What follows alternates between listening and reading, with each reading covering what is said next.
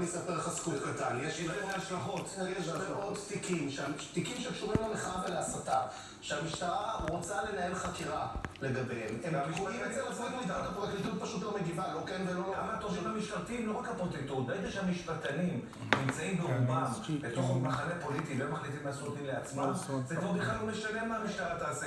אין שום משמעות לשוטר בפה. תגיד, מה שעצמך, אני שואל שאלה באמת שאלת תם, בסדר? אם היום מה מחר נתפסת גונבת.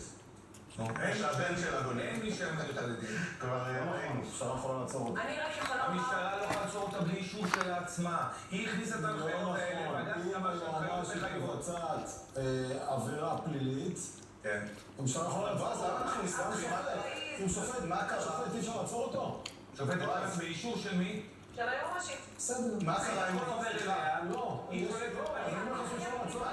הבן שלה? מישהו לא נוגע מה? הבן שלה רגע ופוד? כן, אבל המשטרה לא ניסה לעשות את זה. הבצרי. לא, המשטרה לא ניסה לעצור. אם היה מגוש במקרה כזה גם יקום עליה. אין שום דבר. לא היה, אני שואל אותך חס וחלילה היועמ"שית רצחה מישהו. כן, אז מה שוטר לא עוצר אותה? כן, נכון. נו, זה המקרה. יושבת איזה מגיע לשוטר? אני רוצה לפתור לכם את הפלונטר הזה. מה שקרה כאן זה קונסטרוקציה משפטית שיצרו, שאיך שאתה לא מגיע לאן שאתה מגיע, בסוף יש לך את היועמ"שית ואת בג"ץ. ועד שנבחרי הציבור שלנו לא יבואו, והנה פתרון, רגע, פתרון, רק משפט אחד. פתרון למה שאומרים, לשתף פעולה עם בג"ץ, לא לשתף פעולה. לשתף פעולה, אבל במסגרת שיתוף הפעולה, אתה אומר להם, אנחנו לא נקבל שום החלטה שפוסלת החלטת ממשלה. אם כבר אנחנו כממשלה ממליצים לכם לבטל את ההחלטה. אני רוצה לחזור לשאלה שלי. את היועמ"שית אפשר לעצור? אף אחד לא יעשה את זה. אפשר, זה אפשר. אם היא רצחה מישהו אתמול, אפשר לעצור אותה? כן. אפשר? טכנית. ויעצרו אותה, מה טכנית? ברור שכן. יעשה את זה. ברור שכן. בסדר, מה, אם טראמפ מחר ירצח מישהו, לא יעצרו אותו? זה לא אותו משטר. לא משנה. הכל מגיע לבג"ץ. אבל אתה גם ענית לי רגע, אתה גם ענית לי שאם היא רצחה חס וחלילה מישהו שם, נכון? נכון. אם היא גנבה אותו דבר, אפשר. תמצא לי את השוטר שיעשה את זה. נכון. חבר'ה, אני לא שואל לך תמצא לי. אני שואל אותך מבחינת הרעיון, כי אתה אומר רק על היועמ"שית מחליטה, אני אומר לך דוגמה שיש מקומות שהיא לא מחליטה. אם יש אכיפה סלקטיבית על הכל, אז אליה לא תהיה אכיפה סלקטיבית. חבר'ה, יש סצנריו שהיועמ"שית מחר היום רוצחת מישהו, לא עוצרים אותה? תראו לי. אין. בעבירות אתה צודק. יופי. בעבירות לא חמורות אתה לא צודק. משום שלא יקום השוטר, לא יקום אבל תראה שכבר הקלת איתי, פתאום יש סיטואציה סליחה, לימור לבנת עשתה זאת אומרת... לימור לבנת עשתה תאונה דרכים. מה קשור? אני שאלתי שאלה, אמרתם בהתחלה שאי אפשר לגעת ביום, השאלה מוכרח לכם שאפשר, אתם מסכימים. בוא, אז הכוונה היא שהיא מחזיקה. משפטני השמאל בנו קונסטרוקציה כזאת, שברגע שהכל... ידידי היקר, הם שולטים, הם השלטון, אתה מגיע, אבל זה לא החוק. שר המשפטי שלך, ראש הממשלה שלך, אתה חוק ומשפט שלך, ופוסלים את השינוי. אין בן אדם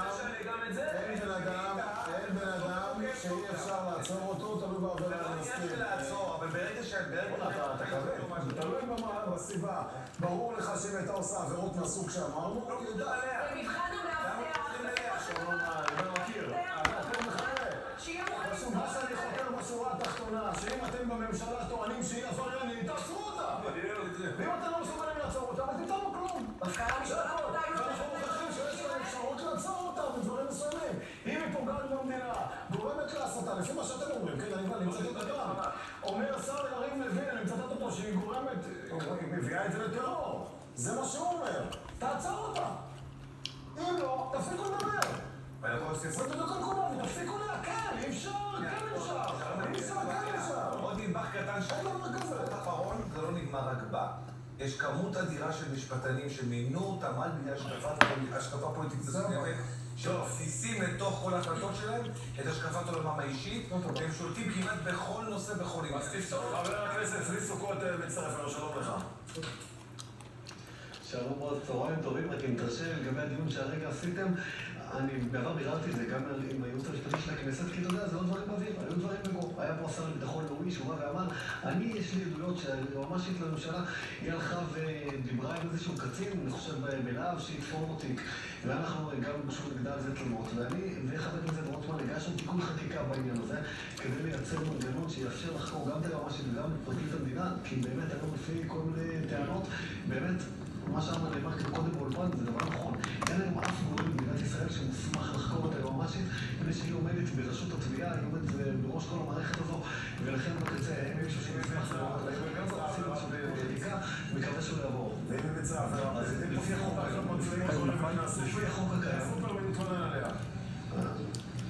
אז אני אומר לך שאני גם בשיח שלי, כי זה חוק שאני הגשתי יחד עם שמחה רוטמן חוק, שבעצם מאפשר לחקור את היועמ"שית, יוצר מנגנון ששר המשפטים ממנה תובע מיוחד שיוכל לחקור את היועמ"שית, וכל עוד החוק הזה לא עובר, אני אומר לך שגם בשיח שלנו מול הייעוץ המשפטי לכנסת, הוא מסתבר שיש לקונה בחוק, ואין היום אף גורם הפתרון הכי טוב במדינת ישראל, תקבעו עם ראש הממשלה בנימין נתניהו, שתמנו אותו להיות יועמ"ש ויעשה כל מה שהוא רוצה כאן. הכי פשוט. אבל שנינו יודעים שזה לא... שגם היועמ"ש מבצעת עבירה פלילית ברמות זה עוצרים אותה, זה ברור לכולם. אין דבר כזה. שום מידת תלונות. תראה, בוא, אולי יש אנשים שמזלזלים בשר לביטחון לאומי, אני לא אחד מאלה.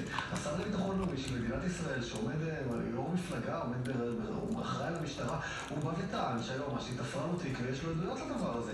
הדבר הזה לא נחקר. זה לא איזה משהו באוויר, זה משהו שקרה כאן במדינת ישראל לפני חצי שנה. והדבר הזה לא נחקר, מפני שאין אף גוף שהוא מוסמך לחקור את היועמ"שית. זה מה שנאמר לי, כשאני הלכתי ולכן הגשתי את הצעת החוק הזאת. עדיין אומר לך שאם יועמ"שית הייתה, או יועמ"ש, לא משנה מי בתפקיד הזה, כן? תביא עוד עורף. היה עושה עבירה פלילית מוכחת עם ראיות שרואים אותה, כמו גניבה, כמו חס וחלילה רצח, כמו להרביץ מכות למישהו, היו עוצרים אותה לחקירה. היו מוצאים את הפתרון, אני מניח, סליחה, ועדיין, עכשיו אומר לך יריב לוין אומר שזה מעשה טרור, כמו שרבים אומרים, כן? אני לא אומר כיריב לוין...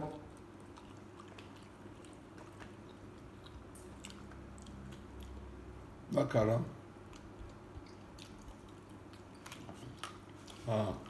מה קרה?